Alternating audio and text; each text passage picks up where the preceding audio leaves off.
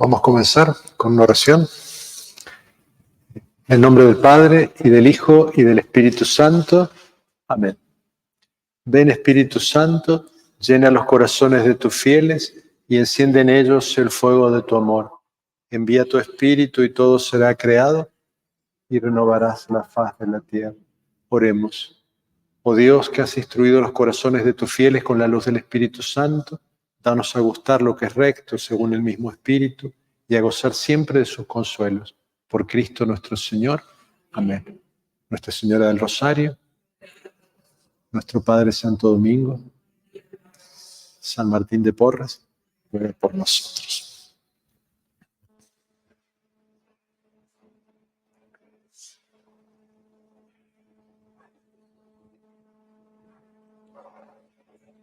Estoy particularmente contento que podamos retomar estos días de encuentro de formación, porque me parece que es una dimensión que no puede faltar en nuestras comunidades, en general en nuestras comunidades cristianas y especialmente en las comunidades vinculadas a nuestra orden de Santo Domingo, en las que el estudio, la profundización de la palabra de Dios, de lo que la Biblia, la tradición de la Iglesia nos enseña, es uno de nuestros cometidos principales.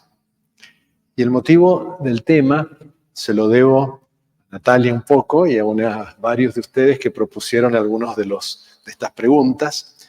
Y era una larga lista de temas, y mirando un poco dónde estaban la mayor parte de los intereses y de las preocupaciones, pensé que podía ayudar a centrarlo en el tema del sacramento de la penitencia, pero con una mención especial de las indulgencias y en el marco de lo que quisiera que profundizáramos sobre todo, que es la conversión cristiana. ¿Qué significa esa llamada que está en el corazón del Evangelio a convertirnos? La palabra ya nos dice mucho. La palabra en castellano es parecida a la palabra que usan los hebreos para hablar de la conversión, que tiene un sentido local, de movimiento.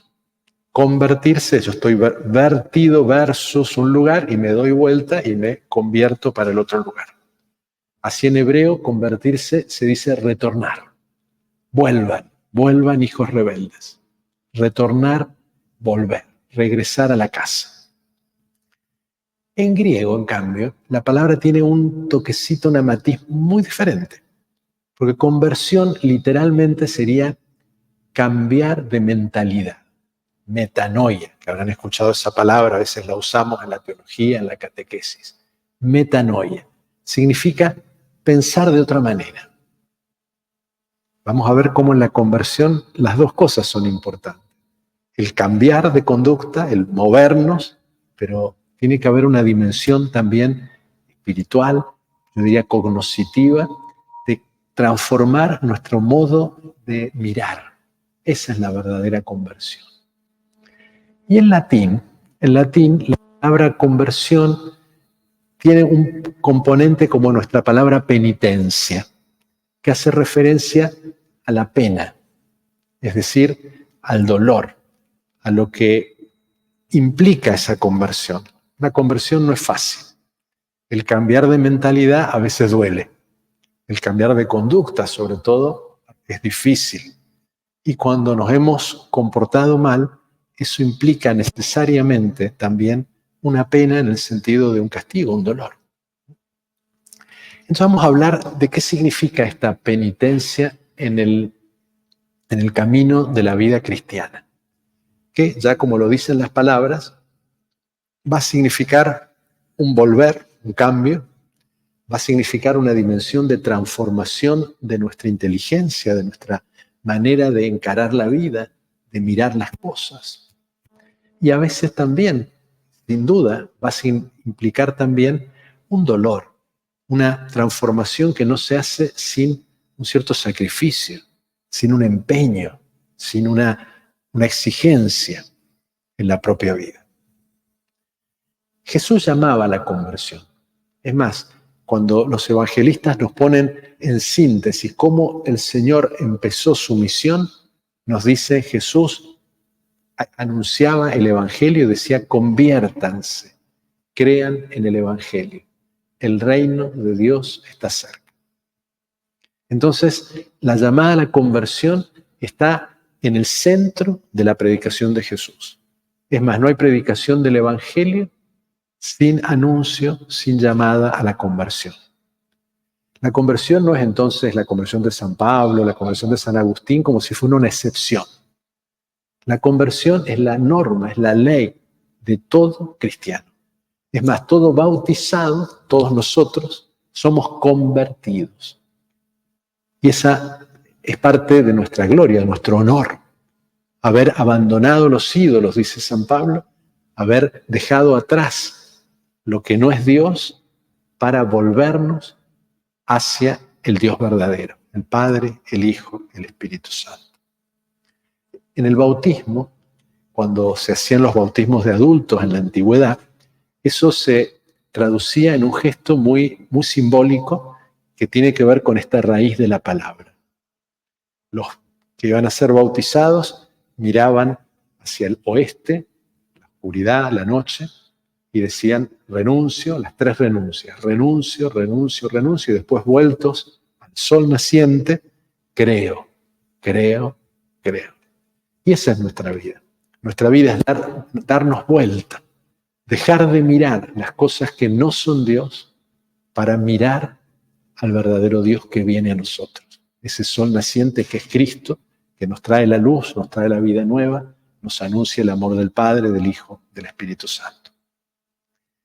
Pero eso que hemos realizado en el bautismo, y probablemente nosotros de muy pequeños, otros lo hicieron en nuestro nombre, hicieron esas promesas bautismales por nosotros, nuestros padres, nuestros padrinos, la comunidad cristiana, no significa que no seamos también entonces convertidos y que no tengamos que a lo largo de nuestra vida hacer realidad, hacer vida esa conversión. Esta es lo que llaman los autores espirituales la segunda conversión. Pero no porque haya una primera y una segunda matemáticamente o aritméticamente distintas, sino como que hay un proceso que toma una forma, un impulso nuevo a lo largo de la vida. Entonces todos nosotros, aun cuando ya hemos sido bautizados, no podemos decir que ya la conversión está cumplida, está realizada de una vez para siempre. Esa conversión debe actualizarse, debe llevarse a la vida cotidiana cada día, cada día. Esa es la segunda conversión. Tenemos algunos textos bíblicos que son muy bellos.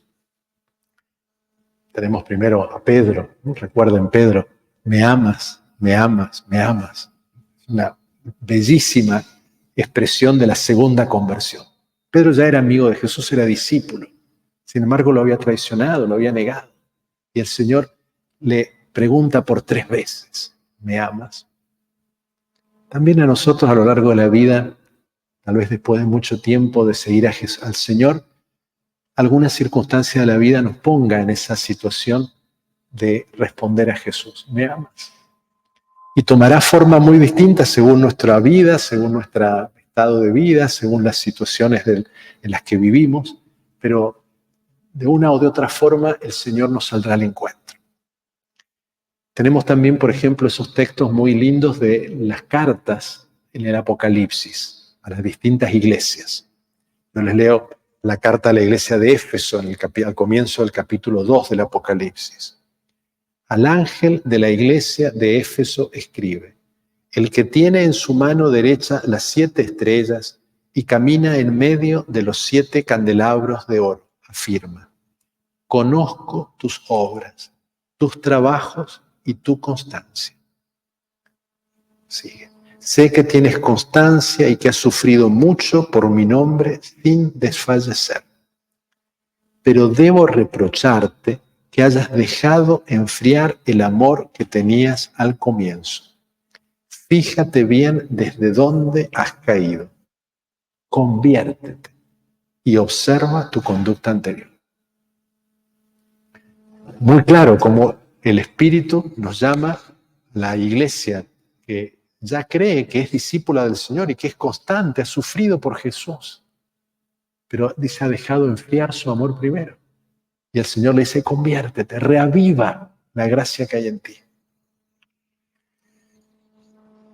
Es por eso que a lo largo de los siglos la Iglesia ha madurado, ha experimentado formas de mantener viva esta conversión. Y son prácticas, son buenas costumbres cristianas que a veces las practicamos en conjunto con toda la Iglesia, por ejemplo en la Cuaresma, y otras las practicamos a título personal a lo largo de la vida. Algunas las decidimos nosotros y otras la providencia nos las pone y nos las reclama. Y es importante esto porque la conversión, la penitencia interior, implica mantener viva esa orientación profunda del corazón, ese volver. Nunca hemos vuelto del todo. Somos, como vamos a hablar dentro de un momento, el hijo pródigo que está caminando hacia la casa del Padre. Todavía no hemos llegado. Y podemos entonces detenernos en el camino o aflojar el paso. Podemos también añorar las cebollas de Egipto, ¿no? Y en el camino ese decir, uy, qué lindo era cuando, o qué fácil sería si tal cosa. Y el Señor nos invita a mantener el paso, a mantener la meta, a no dejar que nuestra mente sea atrapada por los criterios que no son de Dios. Es muy bella la expresión del libro de las Lamentaciones que echa oración. Conviértenos, Señor, y nos convertiremos. Haznos volver, Señor, y volveremos. Para recordar que siempre la prioridad la tiene la gracia de Dios. En el fondo la conversión es un regalo de la gracia de Dios. La perseverancia, el mantenernos fieles al camino de Dios es una gracia, un don. En estos días leemos unos textos muy bellos del Evangelio de San Juan. Lo hemos leído en la liturgia hace un par de días, cuando dice que el Espíritu Santo convence al mundo en lo referente al pecado, al juicio, a la justicia, pero dice al pecado. Parte de lo que el Espíritu hace en nosotros, cuando lo acogemos con docilidad, es manifestarnos todo lo que en nosotros todavía es opaco, rechaza, no acoge la gracia de Dios. Una gracia del Espíritu Santo, un don que lo pedimos ahora en Pentecostés, es ese justamente.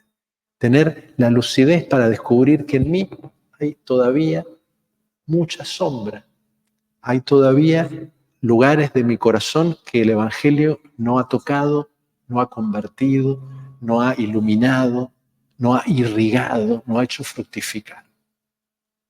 Y es un don doloroso a veces, porque uno descubre esas sombras y a uno le da pena. ¿Cómo? ¿Por qué, Señor, no me daba cuenta?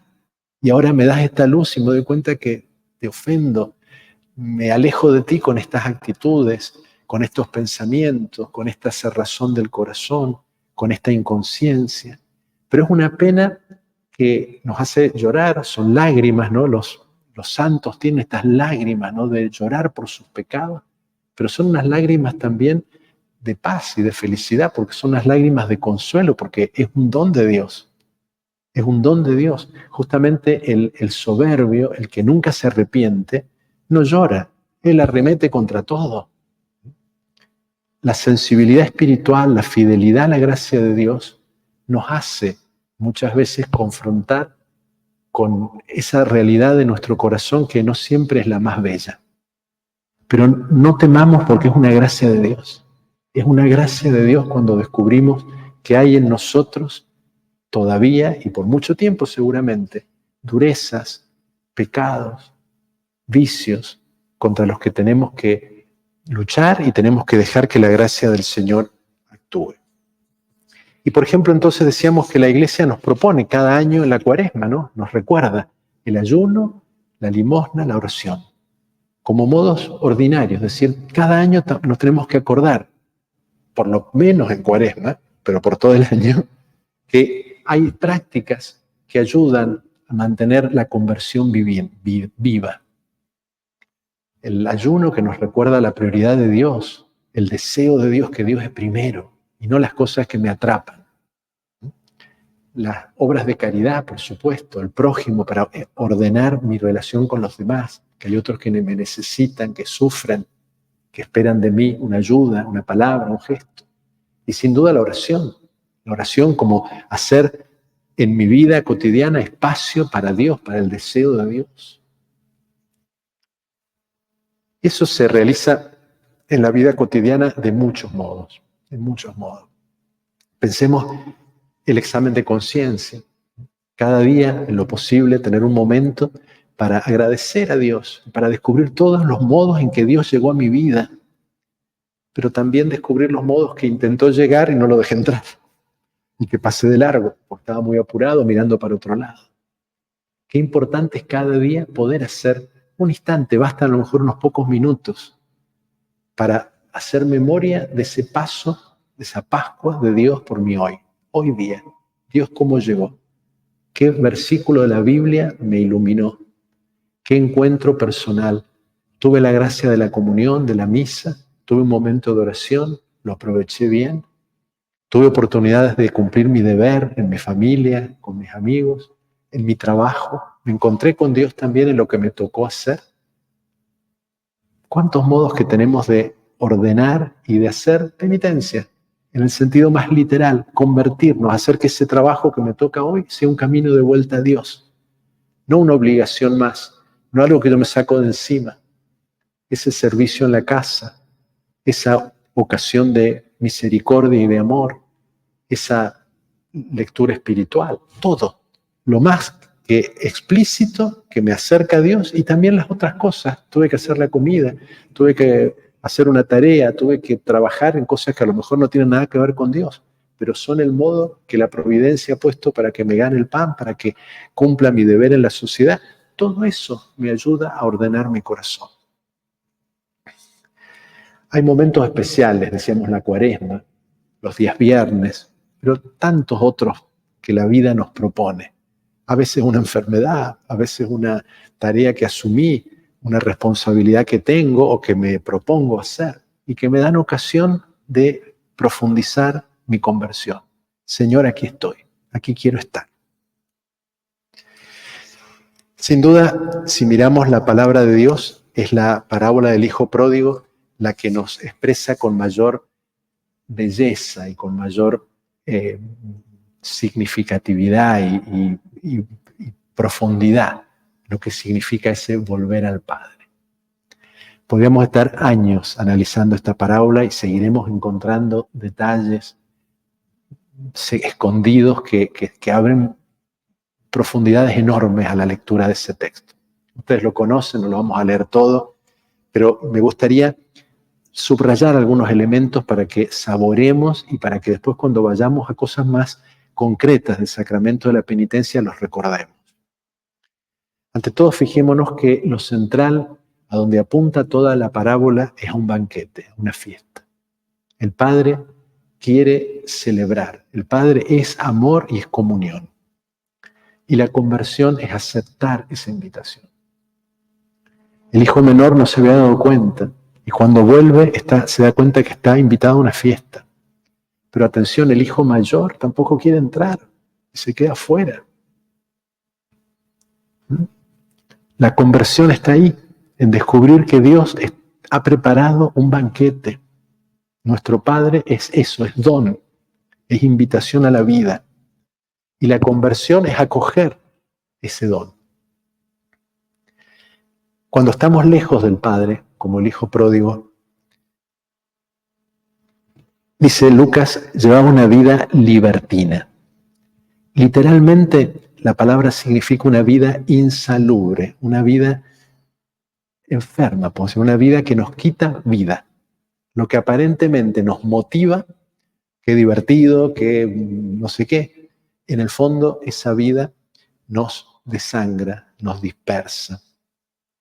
Dice que dilapidó los bienes. Pero el hijo mayor tampoco los supo disfrutar, porque estaba en la casa como un siervo, cumplía lo que el padre le decía, pero tampoco agradecía la comunión con el Padre. Entonces fíjense que el pecado siempre tiene algo de ingratitud. El pecado es usar mal un bien divino. Y lo podemos usar mal, yéndonos lejos, es la conversión, podemos decir, más prototípica del pecador, pero está también la conversión de los buenos, que es ese hijo mayor que se quedó en la casa, pero que no vivía como hijo, no vivía con a gratitud esa relación filial con el Padre. Y lo importante es descubrir que no hay dos banquetes. No hay un banquete en la casa del Padre y otro y una festichola afuera. Afuera el hijo menor descubre que come las bellotas de los cerdos. Eso no es banquete. Y el hijo mayor se queja porque dice, nunca me diste un cabrito para festejar con mis amigos. No sabía lo que era la gratitud, no sabía lo que era el don.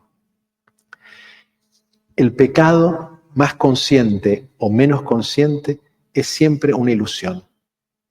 El mal nos promete un banquete que no nos da. Promete algo que no lo cumple. El hijo menor pensó que se llevaba la fortuna y que le iba a pasar bárbaro. Y terminó comiendo bellotas. Eso pasa, el pecado es eso. Uno corre detrás de algo que lo encandila y resulta que después la pasa mal. Y termina con hambre. Y entonces el volver, recuerden la etimología, conversión, es volver, es cambiar de mentalidad. Implica ante todo, como el hijo menor, recordar. En la casa de mi padre, en la casa de mi padre. En la casa de mi padre, como decimos en el Salmo 22, nada me puede faltar. El Señor es mi pastor, nada me puede faltar. Y el hijo menor empieza a volver antes que cuando camina, cuando vuelve al corazón, a la memoria interior. Ahí está la clave de la conversión, volver al corazón. Y es lo que el padre intenta con el hijo mayor. Hijo, lo mío es tuyo. Toma conciencia, cambia de mentalidad. Cambia tu manera de pensar, cambia tus criterios. Y fíjense que esa es nuestra tarea en la conversión cristiana. Una y otra vez, volver al corazón, a la memoria de lo que Dios nos ha hecho, a la invitación a la vida a la que Dios nos llama, y descubrir que esa vida es ante todo esa confianza, esa relación de alianza con el Padre. No es entonces mera introspección, no es mirarnos al espejo a nosotros mismos, sino es volver al interior para descubrir que Dios nos está esperando allí, que Dios habita en lo más íntimo de nuestro corazón. Recuerden que es la primera pregunta que le hace Dios a Adán después del pecado. ¿Se acuerdan? Adán, ¿dónde estás? ¿Dónde estás? Y esa palabra es la que nos dice el Señor muy a menudo a nosotros, porque a veces nos podemos esconder aún en cosas buenas. Estamos ocupados en cosas buenas, a los frailes nos pasa mucho. Y a veces el Señor nos tiene que preguntar, ¿dónde estás? ¿Dónde estás tú? No las cosas que haces, vos. Y el Padre lo ve de lejos. Dios ve esa en profundidad, esa soledad, esa angustia, ese dolor, y hace que inmediatamente ese primer acto de ilusión por volver ya sea un retorno. Y dice la lectura, ¿no?, que lo estaba mirando, lo miraba desde lejos. ¿Cuántas cosas en la Escritura pasan en los caminos? Por citar nomás dos famosos, tenemos el buen samaritano, un camino. Tenemos Emaús, tenemos el camino del hijo pródigo. Y fíjense que son todos caminos en los que Jesús, en el fondo, es el protagonista. Porque ¿quién es el buen samaritano sino Jesús? En ese camino de regreso, Jesús nos sale al encuentro. Jesús es el camino. El Padre que se asoma para mirar al Hijo. ¿Quién es ese Padre que se asoma sino Dios que envía a su Hijo para hacer volver a los pecadores, para manifestar su misericordia? Y fíjense que ese Hijo hizo lo contrario del Hijo pródigo. El Hijo pródigo, nos dice Lucas, malgastó su herencia. ¿Qué decimos del Hijo? Dice que el Hijo no consideró como una propiedad el ser Dios, sino que se anonadó por obediencia de amor y quiso pasar por uno de tantos como siervo, y por eso Dios lo exaltó. Fíjense que la actitud de Jesús como hijo es la contraria de estos dos hijos de la parábola. El hijo Jesús nos enseña cómo ser hijos. Nos enseña que estamos con el Padre cuando no reclamamos para nosotros, cuando no somos autosuficientes, cuando no nos queremos adueñar de las cosas. Dame la parte de la herencia y haré lo que se me da la gana. Sino cuando vivimos en la confianza, en la comunión, y en esa actitud somos capaces del servicio, de la humildad, del amor. En ese contexto, ¿no? El hijo después le dice, no soy digno de ser tu hijo. Pero sin embargo, el padre lo llama, el padre lo acoge en una conmoción profunda, y al hijo mayor le dice, hijo, hijo. El hijo mayor lo plantea como un derecho. Yo estoy aquí, no me has dejado, no me has dado nada. Por lo que hace, te hice caso en todo. Pensando que el padre le debe. Fíjense que esa es la negación de nuestra fe. Nuestra fe no es una relación de reclamo. Yo hago para que Dios me pague, como si Dios me debiera algo. No soy digno de ser llamado hijo. Y el padre sí le dice, sos hijo, eres hijo. Iglesia significa llamado, convocados. Nosotros somos iglesia porque el Señor nos llama juntos y nos da el nombre de hijos. Eso que lo decimos tan habitualmente en la misa cada día y que sin embargo es de un atrevimiento glorioso. Nos atrevemos a decir, Padre nuestro. Nos atrevemos con esa osadía, con esa libertad que el mismo Dios nos dio. Pero no deja de ser una osadía. Pero Dios nos llama hijos, porque lo somos, dice San Juan. Porque lo somos verdaderamente. Nos ha llamado a su comunión. Y entonces este hijo recibe el vestido y es invitado al banquete. Y nos dice Lucas, sonaban los instrumentos en la fiesta. Esa música es el signo de la armonía, de la belleza del plan de salvación. Esa es la conversión. Por eso nuestra liturgia tiene que ser eso, tiene que ser bella para manifestar que Dios nos convoca a un designio de gracia que tiene una armonía, tiene una perfección. Es lo más congruente a nuestro corazón. Allí, como dice San Agustín, estamos realmente en paz. Nuestro corazón va a estar inquieto hasta que no descanse en ti. Bueno, esa es la conversión.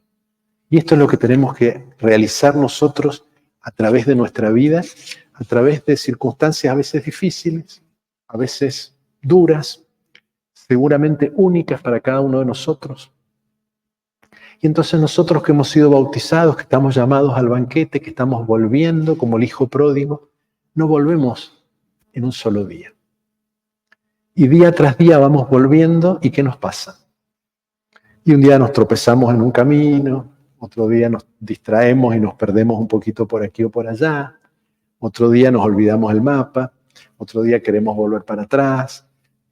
Tantas cosas nos pasan. Es normal que nos pase. Digamos, estaba previsto por Dios. Y por eso el Señor, además del bautismo, nos dejó otro sacramento, para que mantuviéramos vivo en el corazón ese deseo de volver, para que actualicemos la gracia de la conversión. Entonces, después del bautismo, que es la conversión fundante, que es la gracia por excelencia que nos habilita para este camino, después el Señor quiso que hubiera como una segunda tabla de salvación en el sacramento de la penitencia. Para poner un par de citas bíblicas que nos lo recuerden, ¿no? San Juan, escribiéndole a sus discípulos, les dice, si decimos que no tenemos pecado, nos engañamos, la verdad no está en nosotros. Y se los dice a su comunidad cristiana de convertidos. O cuando Jesús nos enseña a rezar, nos dice, recen así, perdona nuestras ofensas como nosotros perdonamos a los que nos ofenden. Es decir, que el Señor sabía que somos débiles y que vamos a mantener esa condición pecadora aún cuando en el fondo del corazón somos de Dios y somos santos y queremos serlo. Entonces, después del bautismo, sobre todo cuando hemos pecado gravemente, sobre todo, no solamente, pero sobre todo, es decir, cuando no simplemente me detuve un ratito porque me dolía el pie o me distraje un instante mirando para otro lado, sino cuando me salí del camino, bueno, tenemos la confesión. La confesión es el sacramento para los que, bautizados, han caído en pecado grave, han perdido la gracia, han lesionado esa convocación, han dejado la iglesia, han dejado la comunidad de los llamados hijos de Dios y se han querido separar de esa comunión. Y a lo largo de los siglos la iglesia le ha dado formas distintas a este sacramento. En los primeros siglos se podía uno confesar una sola vez. Era algo muy serio. Después del bautismo uno ya se había hecho una conversión, o te damos una posibilidad. Y por eso después, con el tiempo, los cristianos lo dejaban para último momento, para decir, no vaya a ser que después me vuelva a pasar. La sabiduría de la iglesia después fue como ampliando estas posibilidades y como tenemos desde hace muchos siglos, que podemos recurrir todas las veces que queramos y que necesitemos el sacramento de la confesión. Al comienzo tenía un carácter público, el que el bautizado que se consideraba que había cometido un pecado, tenían que ser por supuesto pecados graves, era separado de la asamblea, tenían un lugar especial, a lo mejor pasaban toda una cuaresma y hasta a lo mejor hasta más tiempo, a veces sin comulgar, hasta que eran admitidos de nuevo a la comunión. Bueno, todo eso la iglesia se ha ido enriqueciendo con la práctica y el discernimiento de los siglos siempre para favorecer la santidad y la manifestación de la misericordia de Dios. Pero siempre el sacramento ha tenido la estructura fundamental idéntica. Y esa estructura fundamental implica dos elementos esenciales. Uno es el ser humano que pide perdón y dice, Señor, como el hijo pródigo, no merezco ser llamado hijo tuyo. La arruiné, me porté mal. Y los actos de Dios, que por el ministerio de la iglesia dice, yo te perdono. Eso es lo esencial de la confesión. Padre, pequé contra ti, ya no merezco ser llamado hijo tuyo. Y la respuesta del Padre a través de la iglesia, yo te perdono, tus pecados te son perdonados. En la fórmula del sacramento, seguramente lo recordarán, que la da el sacerdote en nombre de Dios, Dios Padre de misericordia, que reconcilió consigo el mundo por la muerte y resurrección de su Hijo y derramó el Espíritu Santo para la remisión de los pecados, te conceda por el ministerio de la Iglesia el perdón y la paz. Y yo te absuelvo. Y yo te absuelvo de tus pecados en el nombre del Padre y del Hijo y del Espíritu Santo. Yo te absuelvo. Absuelvo significa yo te desato. Yo te libero en el nombre del Padre y del Hijo y del Espíritu Santo.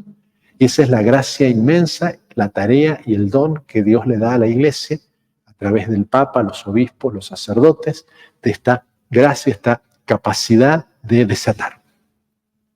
Es decir, el pecado nos esclaviza, nos ata, el perdón nos libera. En el nombre de Dios. Y esa gracia sacramental implica o consta de esas dos dimensiones. El acto del penitente que pide perdón y la respuesta, la gracia de Dios que perdona. Pero en ese acto del penitente tenemos que hacer un esfuerzo mayor para distinguir como tres momentos. Hay tres momentos en ese pedido de perdón, que tienen nombres técnicos que se los voy a dar para que los recuerden, sobre todo los que son catequistas ya lo saben, pero para que los podamos comprender, que son la contrición, la confesión y la satisfacción o la penitencia. El más importante es la contrición. Y por eso me quisiera detener un poquito. Una palabra rara, a lo mejor no la han escuchado mucho. Pero si hemos escuchado cuando decimos un corazón contrito, ahí sí ya nos suena más. ¿Qué es un corazón contrito? Es decir, un corazón arrepentido. La contrición, llamémosle de otra manera, es el arrepentimiento. Es decir, que la confesión no es un remedio barato para que Dios nos perdone los pecados, como si fuera una solución rápida. Yo hago cualquier cosa, tal voy y me confieso. Eso es la negación del sacramento, de la vida cristiana. La confesión, el sacramento, implica ante todo ese arrepentimiento que es el dolor por el pecado. La conciencia de que yo, pecando, ofendí a Dios. El pecado tiene como dos caras. Yo con el pecado le doy vuelta a Dios. ¿Pero por qué le doy vuelta?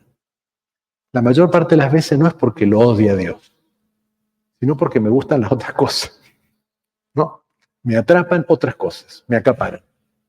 Entonces me acaparan las cosas y dejo de mirar a Dios y miro las otras cosas.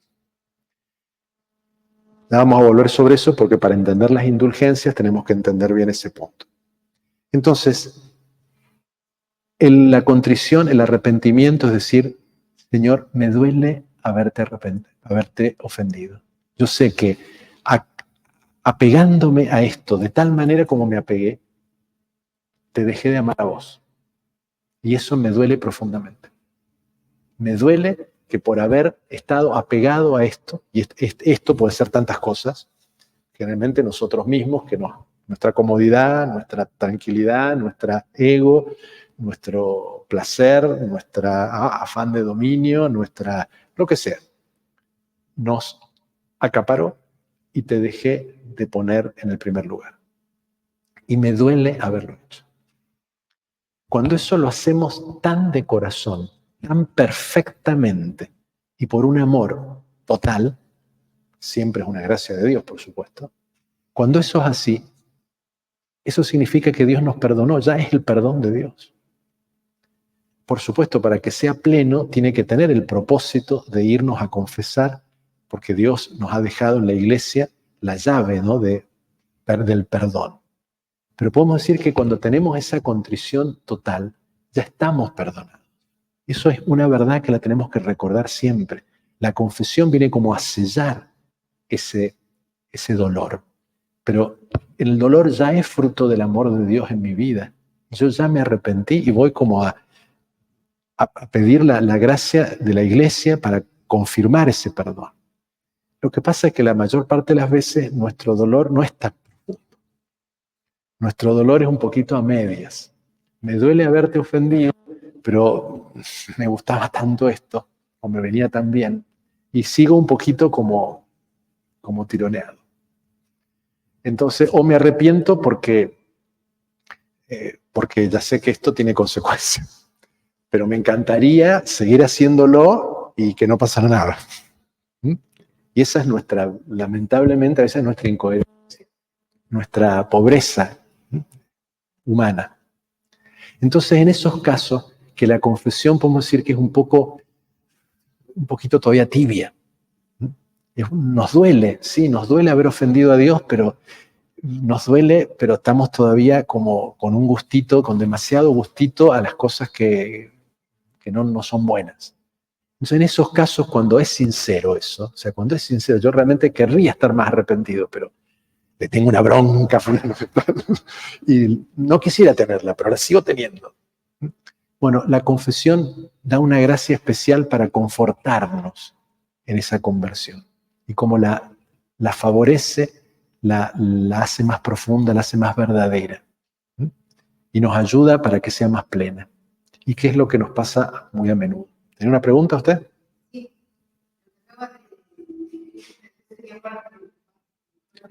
Ciertamente, vamos a volver sobre eso, sí.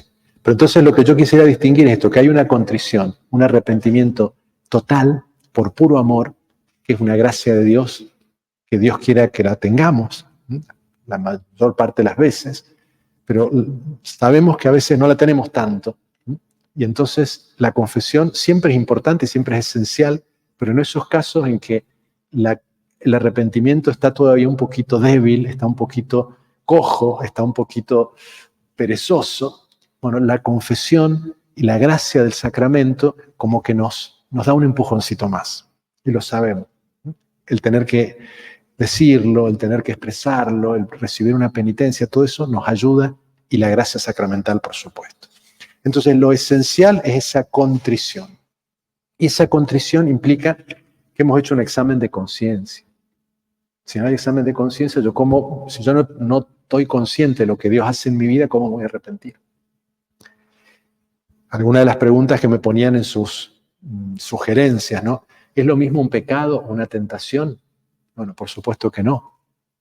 Yo puedo estar tentado, puedo hasta sentir una intención profunda de algo malo, pero rechazarlo en mi interior.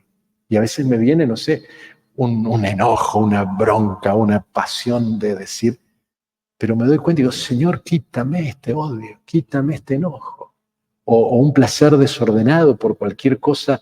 Y bueno, y el pienso, Señor, sácame este deseo desordenado de mí. O un movimiento de soberbia, de creerme, o que estoy haciendo algo bueno y el Señor ya me dice, qué bueno. Señor, quítame este orgullo. Eso no es pecado no es pecado y nunca grave. Y sí, implica que manifiesta que hay todavía una lucha interior, un combate interior, pero esa tentación no es un pecado. Hay una solicitación ahí, nuestro corazón vamos a decir que es delicado. Lo mismo cuando analizamos nuestra conciencia, descubrimos que hay pecados que son graves, que nos han roto la amistad con Dios, o sea, que yo he cortado con Dios, a veces conscientemente, a veces no tan conscientemente, pero de hecho corté, como en una amistad interpersonal. Yo puedo pelearme con Natalia y decirle de todo, y me peleé, claramente sabemos que nos peleamos, pero yo puedo, sin pelearme, parece que está todo bien, pero me porto pésimo con las cosas que hago, y rompo la amistad, porque digo cosas, hago cosas o lo que sea. Con Dios podemos hacer lo mismo. Yo puedo pecar claramente por idolatría, por blasfemia, por odio contra Dios, pero generalmente pecamos de otra manera, pecamos haciendo cosas que no son de Dios, pero que no las queríamos directamente hacer contra Dios, pero pueden ser graves en algunos casos. Pero puede haber muchos modos también de ofender a Dios, pero que no son graves, son veniales. Veniales significa perdonables, es decir, son debilidades en el camino de la vida, pero que no quitaron mi orientación profunda a Dios. Entonces hay que saber distinguir. Cuando yo hago examen de conciencia, tengo que distinguir dentro de lo que uno puede, porque a eso no le queda la duda. Bueno, ¿hasta qué punto consentí con esto? ¿Hasta qué punto este desorden interior implicó una ruptura con Dios? A veces nos puede quedar la duda, y por eso siempre la confesión ayuda. Pero sí tenemos que crecer espiritualmente y cristianamente para saber que hay pecados graves y pecados que no son graves. Y eso es parte de la madurez espiritual. Y por supuesto, a medida que crecemos en la virtud, en la santidad, aún cosas pequeñas las vivimos con gran dolor. Pero no es lo mismo. No es lo mismo. Entonces, y por otro lado, como dice Jesús también, prostitutas y publicanos los precederán en el reino de los cielos. Así que hay pecados objetivamente graves, pero que a lo mejor las personas subjetivamente son menos culpables.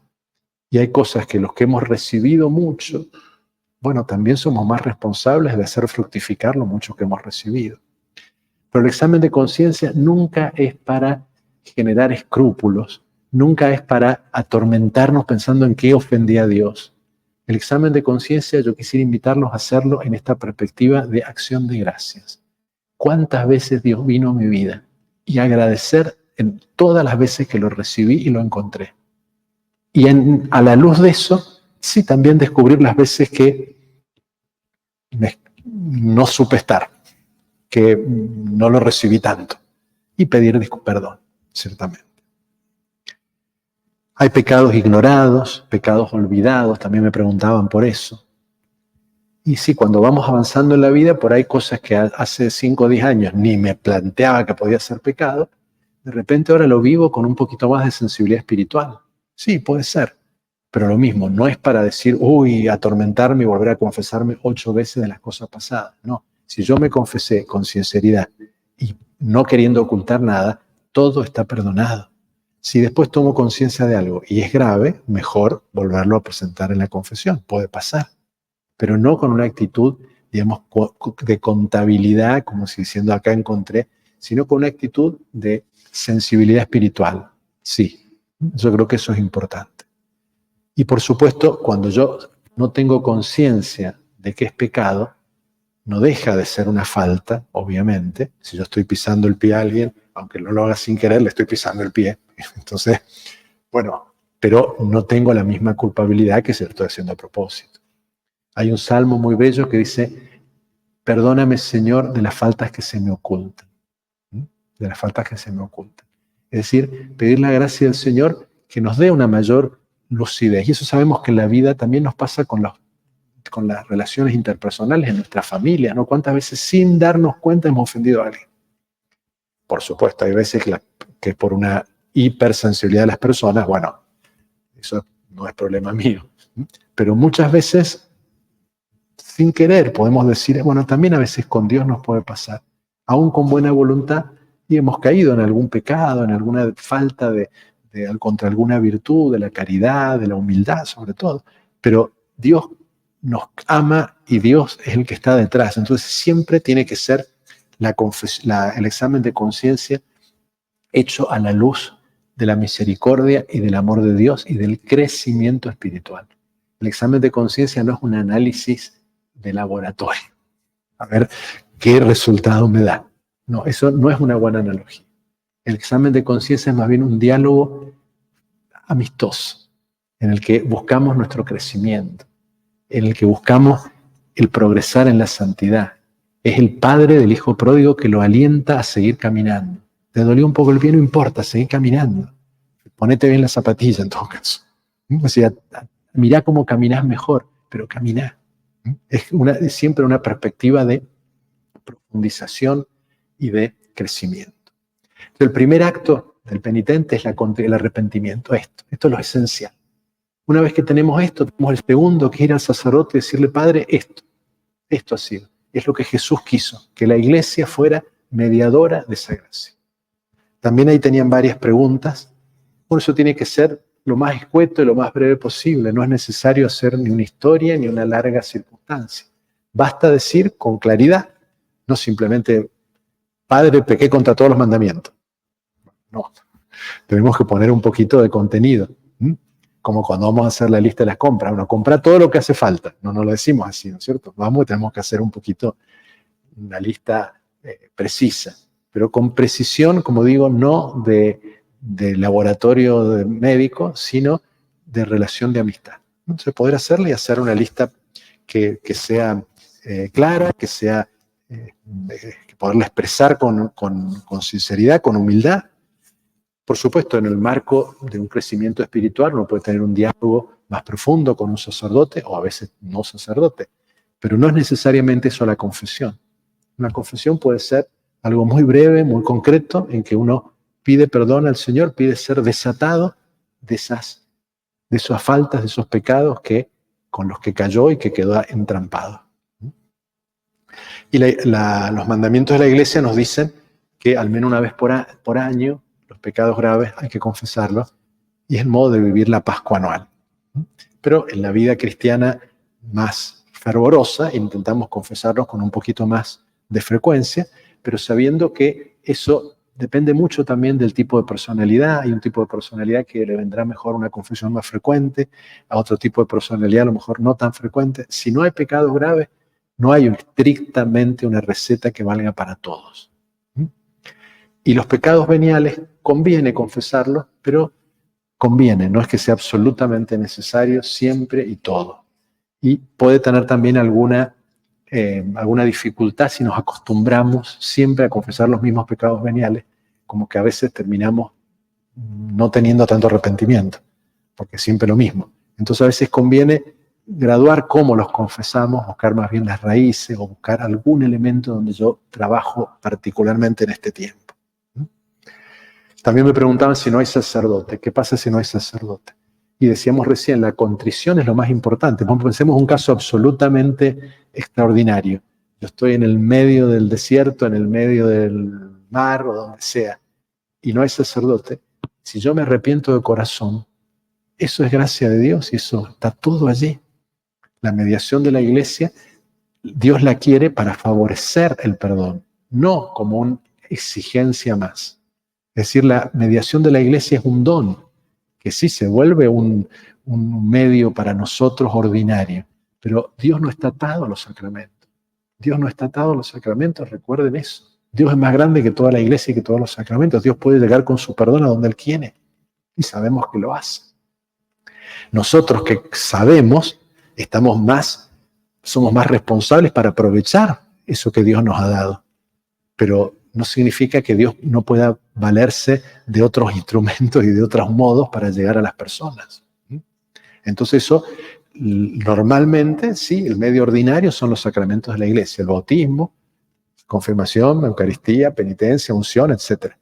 Pero en un caso, como digo, extremo, bueno, Dios nos perdona, ciertamente. Ciertamente, si yo tengo un accidente, me quería confesar, estoy arrepentido, ¿qué pasa? Bueno, eso tenemos que perder esos miedos que son en el fondo un poquito, yo diría, paganos. Es decir, como que yo me aferro porque si tengo el sacramento lo tengo a Dios en mi bolsillo.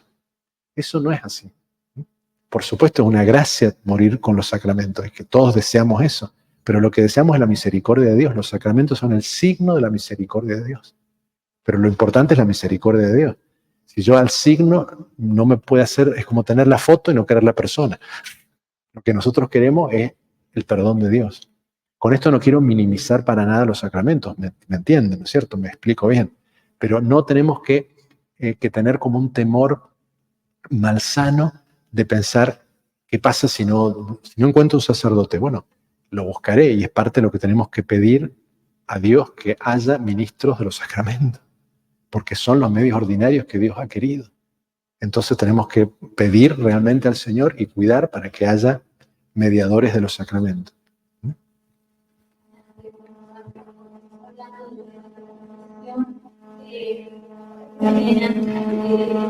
De conciencia, ¿por qué debe confesar? ¿Por qué uno debe? ¿Qué es lo que viene de la Como decíamos recién, lo que el Señor nos llama es a volver a Él. Lo importante es volver a Él. Y para volver a Dios, Dios como que nos ofrece todas las posibilidades y habla nuestro propio lenguaje. Entonces los sacramentos, el bautismo, la confesión, la Eucaristía, son el lenguaje que Dios tiene humano para manifestarnos que está cerca de nosotros. Entonces cuando yo me confieso, y acá viene muy bien la pregunta de ella porque es un poco lo que me tocaba decir ahora, yo le digo a una persona de carne y hueso, pero que actúa en nombre de Dios, no me perdona el sacerdote, me perdona Dios. Y yo le expreso mis pecados, y yo humanamente, podemos decir que necesito esa palabra, yo te perdono. Es una gracia enorme, como en la vida humana. En la vida humana, uno, en el matrimonio, en la amistad, qué poder sanador tiene la palabra humana para decir gracias, perdón, aquí estoy, te amo. Bueno, eso es el sacramento, lo necesitamos por eso, porque nosotros lo necesitamos humanamente, poder recibir en mi cuerpo, en mi condición humana, carnal, corporal, un gesto, la unción cuando estoy enfermo, el agua del bautismo, la comunión en la Eucaristía y las palabras del perdón en las confesiones. Yo te perdono. Y esas palabras entonces dan una paz al corazón, porque transmiten lo que significan. Dan la gracia de la reconciliación. Entonces la necesitamos para poder caminar como hijos de Dios y poder llegar a nuestra patria, a nuestra casa del Padre, en la vida eterna y desde ahora, cuando ya nos reconciliamos con el Padre y vivimos como hijos de Dios. Fíjense qué distinto puede ser esta perspectiva cuando la planteamos bien. Por eso es muy interesante la pregunta. Nosotros tenemos la gracia de tener los medios ordinarios que Dios ha previsto para ofrecer su misericordia. Los que no los conocen se privan, vamos a decir que tienen la pena, vamos a decir, no tienen la buena noticia que nosotros hemos recibido. Entonces, para nosotros los sacramentos no son un deber, podemos decir así, en cuanto a que sea un deber impuesto de afuera. son un regalo, son una gracia, son una oportunidad para que yo sea más yo, para que yo, que tengo, como todo ser humano, tengo mis problemas, tengo mis faltas, tengo mis pecados, pueda tener la gracia de saber que Dios me ama y que Dios me perdona. ¿Qué más que eso?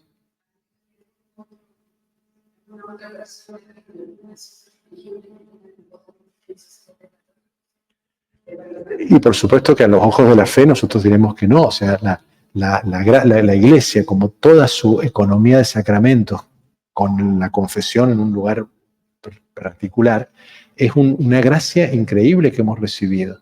Entonces tenemos que aprovecharla, pero el mejor de aprovecharla no es como obligar a los demás, sino mostrarles con nuestra vida que esto vale la pena, que nosotros viviendo los sacramentos, viviendo convertidos, viviendo como bautizados, viviendo como hijos de Dios, somos las personas más felices del mundo. No porque no tengamos problemas, no porque no nos pasen cosas, sino porque sabemos el porqué. Sabemos que eso tiene un sentido, sabemos que esto tiene una meta. Entonces no nos cambia, no somos de otra raza ni de otra condición. Compartimos la condición peregrina de todos los seres humanos, pero tenemos auxilios especiales. Llevamos en nuestra mochila, digamos, como elementos que son de un valor único. Entonces tal vez esa sea la respuesta. Si no tenés los sacramentos, y podrás vivir, sí, como tantas personas, pero te privás o te va a faltar en algún momento del viaje, estos elementos van a ser valiosísimos para vos.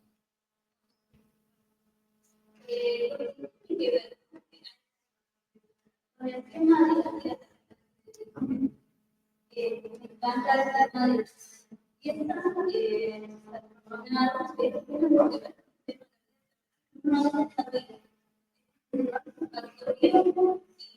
esta a través de la canción, como que uno es perdonado de ciertos pecados, siempre queda uno y Bueno, brevísimamente, pero estamos en la hora, eso es lo otro que faltaba. Es decir, el tercer paso es la penitencia, es decir, la satisfacción. El sacerdote nos da la absolución y nos dice, bueno, de penitencia. Es decir, lo que hemos hecho, yo le decía recién, el pecado es dar la vuelta a Dios y apegarnos a otra cosa. Cuando yo vuelvo a Dios, retorno, pero quedo con un poquito como de pegado un poquito para el otro lado. Entonces, la penitencia de la confesión y las indulgencias también tienen ese sentido, que me ayudan a despegarme, ya he vuelto a Dios, pero me ayudan a liberarme de ese apego un poco indebido que me quedó a las cosas de este mundo que no son Dios. Entonces, la penitencia, cuando el sacerdote nos da una penitencia, es como decir, bueno, ya estás perdonado, ya estás en gracia, yo te amo, ya está.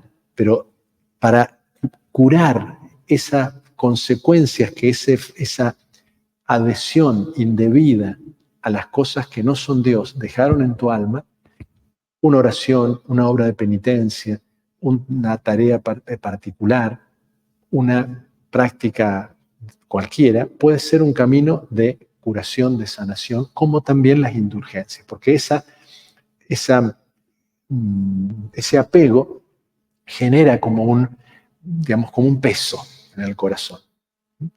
Entonces, si el perdón, como decía recién, la contrición es absolutamente perfecta, eso queda todo atrás. Pero nuestra vida no es tan de un día para otro. Entonces, por eso es importante la confesión, la penitencia y también la medicina y la gracia que la Iglesia nos propone con prácticas que tienen esta gracia de las indulgencias, que es lograr como un perdón vamos a decir, que la cicatriz quede más curada, que la herida pueda ser sanada. Pero no es más que el perdón, no es más que el sacramento. Lo fundamental es la gracia de la contrición y del arrepentimiento. Eso es lo esencial y lo que tenemos que poner en el lugar más importante. Lo otro es como complementario y ayuda para fortificar la conversión y para terminar de sanar mi corazón. Nos quedan unas cuantas cosas, pero habrá otra oportunidad para seguir. Yo quería que tengamos el ratito y mantengamos el propósito de la hora, ya son las 8, de tener un ratito de oración para los que se quieran quedar y después las vísperas. Me hubiera gustado haber tenido un poquito más tiempo para las preguntas, pero prometo que tendremos otras posibilidades para seguir profundizando otros temas. Termino simplemente con una cita pequeña, 2 citas de convertidos. Las indulgencias tenía para profundizar un poquito más, ¿no? Pero un gran convertido, ¿no?, del siglo pasado dice: el misterio de mi conversión, porque toda conversión es un misterio de ternura. Yo no amaba a Dios y Dios ha querido que le ame. Y porque le amo, aquí estoy convertido. ¿Qué es primero? ¿Qué es después? No sé. Dios nos ama, la gracia del Señor es la que hace que sigamos caminando. Pero recuerden, la conversión es una tarea. Por eso decimos: dame, Señor, un corazón nuevo. Y pedimos esa gracia de un corazón nuevo día tras día. Día tras día la gracia del Señor con los sacramentos, con la oración, con las distintas prácticas, no solamente de piedad, sino también con los ejercicios de nuestros deberes cotidianos, va forjando ese corazón. Y en esa purificación del corazón, el sacramento de la penitencia y todas estas obras de penitencia ayudan para que nuestra conversión sea más total, más profunda y pueda dar más fruto para la gloria de Dios, para nuestro camino de santidad y para el bien de la Iglesia, de la evangelización y del testimonio que estamos llamados a dar. Y que el Señor nos ayude a vivirlo un poquito más cada día. Así sea. Gloria al Padre, y al Hijo, y al Espíritu Santo. Como era en el principio, ahora y siempre, por los siglos de los siglos. Amén. En un ratito hacemos un momento de adoración para los que se quieran quedar, y si alguno, por supuesto, desea confesar, para eso estaremos también ahora o los otros jueves. También vamos a tratar de estar siempre alguno disponible para la confesión.